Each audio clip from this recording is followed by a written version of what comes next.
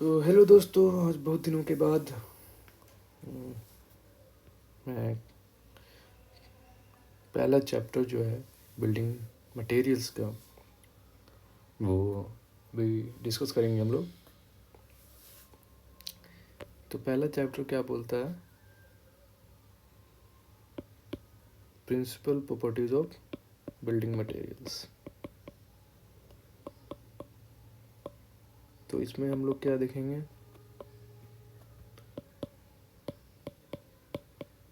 आप देख सकते हैं कंटेंट्स में।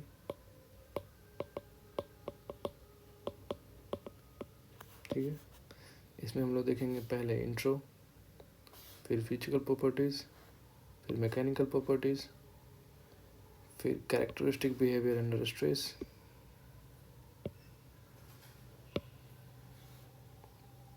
ठीक है। तो ये सब बहुत इम्पॉर्टेंट है, मैं इसे हाईलाइट कर देता हूँ। ठीक है, तो ये अब हम पढ़ने वाले हैं। तो चलिए देखते हैं दुग्गल साहब ने क्या बताया है पहले चैप्टर में। तो देखिए, टेक्निकल है थोड़ा, इसमें मैथमेटिकल कैलकुलेशंस भी हैं।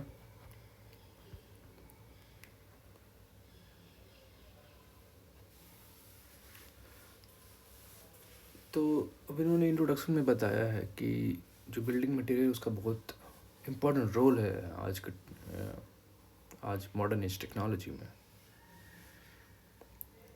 क्योंकि हमारा जो इकॉनमी है, कंट्री का इकॉनमी, उसमें एक बिल्डिंग मटेरियल इंडस्ट्री जो है वो एक बहुत ही इम्पोर्टेंट कंट्रीब्यूटर है।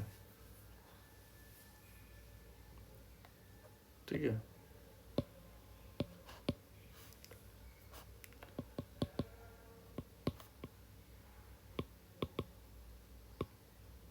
क्योंकि जब आप कोई भी मैन्युफैक्चरिंग इंडस्ट्री डेवलप करते हैं, इस्टेब्लिश करते हैं, तो वो हमारे इकोनॉमी में सीधे योगदान देती है, क्योंकि उससे एम्प्लॉयमेंट जनरेट होता है।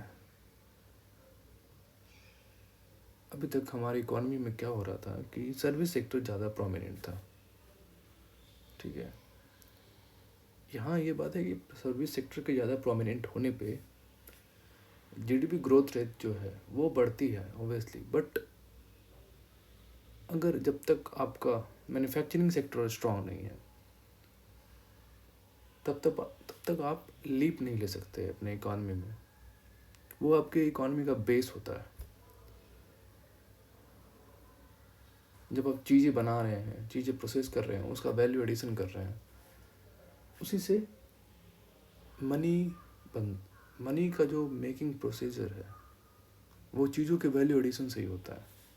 आपने एक रॉ मटेरियल उठाया, उसे प्रोसेस किया, उससे कुछ बनाया। ठीक है, तो मनी के जनरेशन के लिए वो ज़्यादा इम्पोर्टेंट है। तो बहुत सारे फैक्टर्स होते हैं जो कि बिल्डिंग मटेरियल्स की चॉइस को अफेक्ट करते हैं कि पर्टिकुलर स्कीम में। तो फैक्टर्स जो अफेक्ट करते हैं बिल्डिंग मटेरियल सेलेक्ट करने में, उसमें सबसे इम्पोर्टेंट फैक्टर होता है क्लाइमेटिक बैकग्राउंड।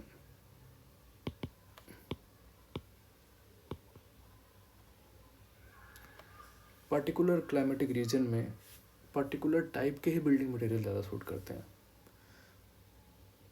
जहाँ क्ले बहुत ज़्यादा है अवेलेबल, वहाँ लोग क्ले का यूज करेंगे बिल्डिंग बनाने में, ईंटें बनाने में, उससे प्लास्टरिंग करने में। जहाँ क्ले है ही नहीं, जहाँ मिट्टी नहीं है, जहाँ पत्थर है, ठीक है, तो वहाँ लोग पत्थर का ज़्यादा यूज करेंगे, स्टोन का ज़्यादा यूज करेंगे, क्योंकि वो वहाँ ईजिली अवेलेबल है। फिर जैसा क्लाइमेट है उसके हिसाब से बिल्डिंग मटेरियल चूज करते हैं। हर बिल्डिंग मटेरियल की प्रॉपर्टी अलग अलग होती है। अगर आप ब्रिक की बात करें, बर्न क्ले ब्रिक की, तो उसकी इमिसिबिलिटी, उसका एब्जॉर्प्शन कोफिशिएंट, वो अलग है, स्टोन का अलग है, मड का अलग है। तो अब जैसे ठंडे प्रदेशों में हमें ऐसा बिल्डिंग मटेरियल चाहिए घर बनाने के लिए, अगर हम एग्जांपल लेते हैं तो क्या होना चाहिए उसका प्रॉपर्टी कि वो हीट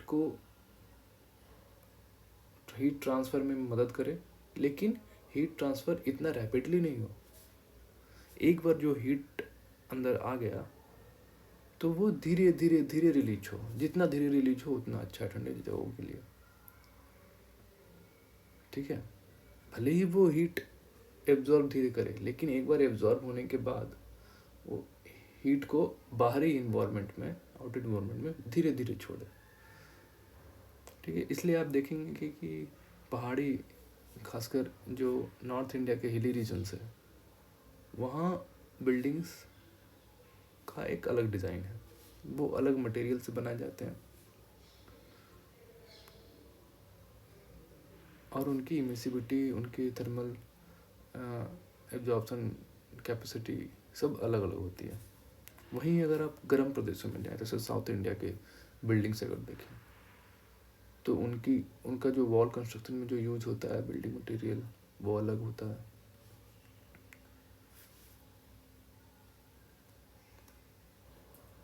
दूसरा जो इम्पोर्टेंट फैक्टर है वो इकोनॉमिक एस्पेक्ट है, जो कि बहुत ही क्रूशियल एस्पेक्ट है। हम बिल्डिंग कंस्ट्रक्शन के समय चाहते हैं कि कम से कम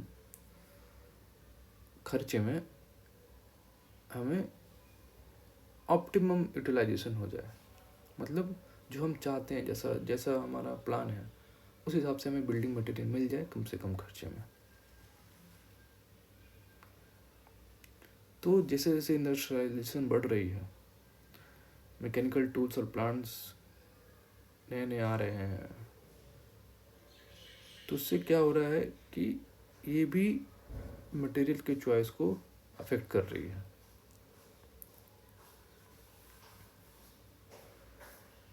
अब क्या हो रहा है कि बहुत सारा डाइवर्सिटी आ गया है बिल्डिंग मटेरियल के यूज में, अलग अलग जो प्रोसेस है प्रोडक्शन का और चीज़ों के इंस्टॉलेशन का, उसमें बहुत ज़्यादा वैरायटी आ गई है। तो अब रिक्वायरमेंट भी बढ़ गई है, बहुत अलग अलग तरह की रिक्वायरमेंट बढ़ गई है। हाई टेम्परेचर पे, लो टेम्परेचर पे क्या उनका स्ट्रेंथ होना चाहिए, तो इस तरह से अलग अलग प्रॉपर्टीज की रिक्वायरमेंट आ गई है बिल्डिंग मटेरियल्स के लिए। ठीक है, जैसे अभी बताया कि लो टेम्परेचर पे क्या चाहिए, हाई टेम्परेचर के लिए अलग मटेरियल चाहिए। फिर कहीं पर पानी की बात करें तो कहीं जो पानी अवेलेबल है वो ग्राउंड वाटर वाला ही पानी है, नॉर्मल रिवराइन वाटर का, तो कहीं पे सी वाटर है, तो दोनों का केमिकल कंपोजिशन थोड़ा डिफरेंट है, तो उसके लिए डिफरेंट टाइप के बिल्डिंग मटेरियल्स चाहिए। ठीक है, अब जो बिल्डिंग मटेरियल्स हैं उनका एसिड या अल्कलीज के लिए क्या रिस्पॉन्स है वो भी देखना पड़ता है। फिर बात करते हैं अगर इंटीरियर डेकोरेशन का। ठीक है, तो इंटीरियर डेकोरेशन के केस में भी अब किस तरह की बिल्डिंग है, रेजिडेंशियल है, पब्लिक बिल्डिंग है, उसके अलावा फिर आउटडोर जो सेमी इंडोर इन्वायरमेंट है, जैसे कि गार्डन्स हो गया, पार्क्स हो गया। ठीक है, तो उनके लिए भी अलग अलग टाइप के बिल्डिंग मटेरियल, आँखों को जो अच्छे लगें, ड्यूरेबल भी होने चाहिए, स्ट्रांग भी होने चाहिए।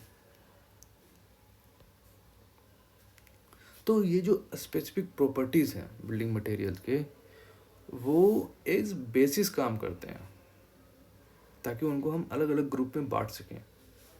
For each of our understanding हम उन्हें अलग अलग ग्रुप में बांटेंगे। जैसे कि अब कोई मटेरियल है जो कि मिनरल बाइंडिंग है, तो उसे हम एयर और हाइड्रोलिक सेटिंग वैरायटी में दो कैटेगरी में डिवाइड कर देते हैं। तो जो प्रिंसिपल प्रॉपर्टीज़ है किसी बिल्डिंग मटेरियल का, ठीक है, उसके बेसिस पे हम उसका एप्लीकेशन डिटरमाइन करते हैं।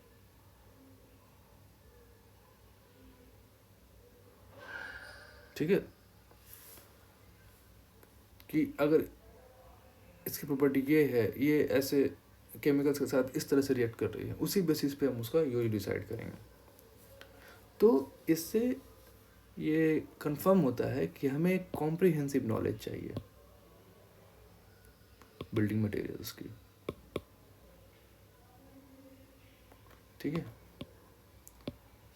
Overall understanding, broader as well as little bit knowledge also, तभी हम सही मटेरियल चुन पाएंगे अपने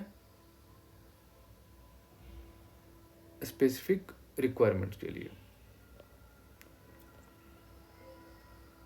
फिर अब एक इम्पॉर्टेंट एस्पेक्ट है बिल्डिंग मटेरियल केस में, वो है स्टैंडर्डाइजेशन।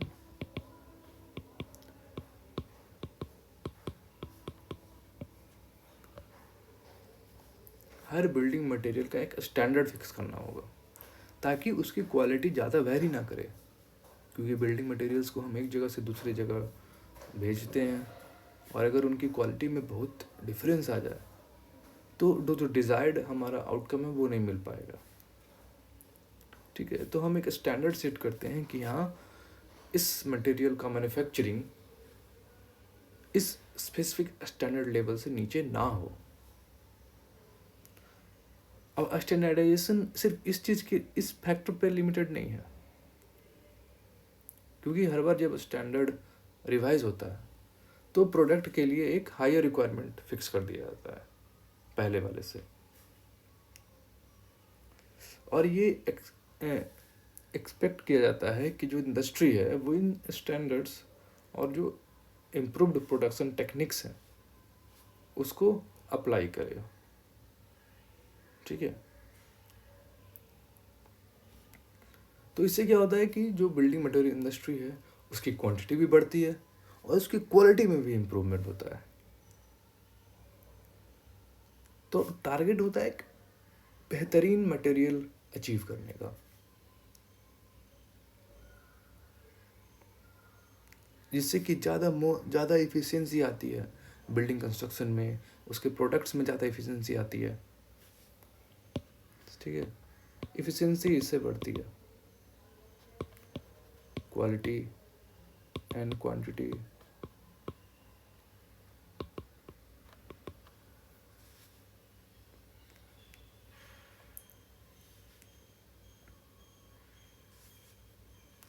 अब अगर हम इकोनॉमिक इफ़िशियंसी की बात करें, इकोनॉमिक इफ़िशियंसी,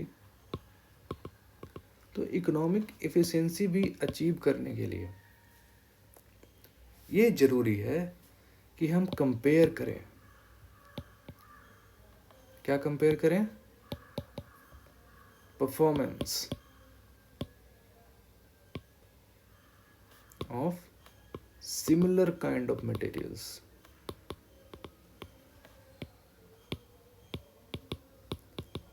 ठीक है। जैसे कि ब्रिक ही है,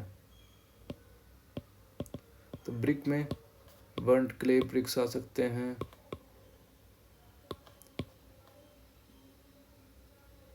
एस वाले ब्रिक जो आते हैं, ठीक है। और भी अलग अलग तरह के बर्न्ड क्ले ब्रिक्स भी अलग अलग टाइप के आते हैं, हॉलो, ठीक है, एक्सेट्रा। तो अब इनकी क्या क्या क्वालिटी है, कौन सा ब्रिक हम अपने पर्पस के लिए यूज करें जो ज़्यादा इकोनॉमिक हो, साथ ही साथ जो डिज़ायर्ड आउटपुट है वो भी मिल जाए, तो इसके लिए भी एक कॉम्प्रिहेंसिव नॉलेज होना ज़रूरी है।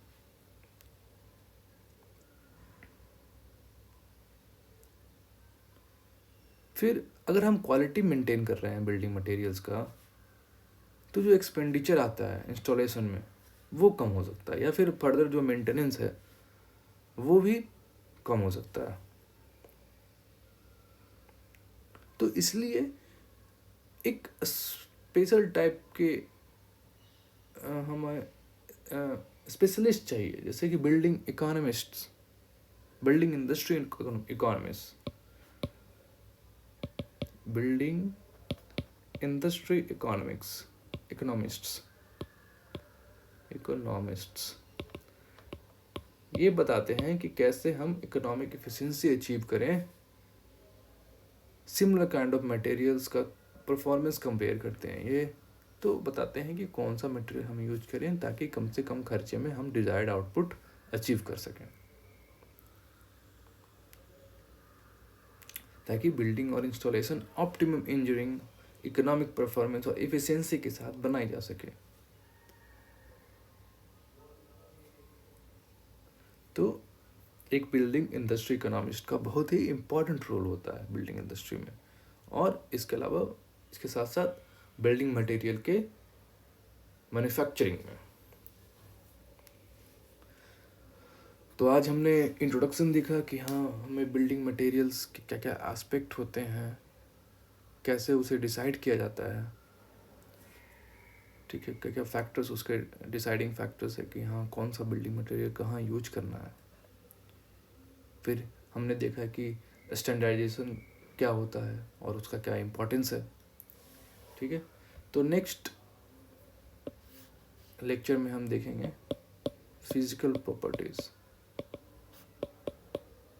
ठीक है। इसमें हम कुछ इक्वेशंस भी देखेंगे,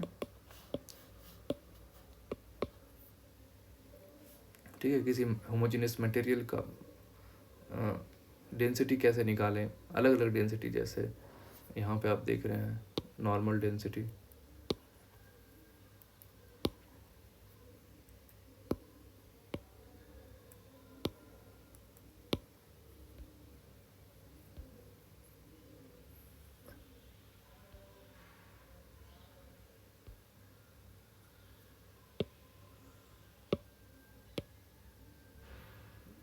ठीक है। जैसे आप देख रहे हैं नॉर्मल डेंसिटी कैसे निकालें, बल्क डेंसिटी कैसे निकालें।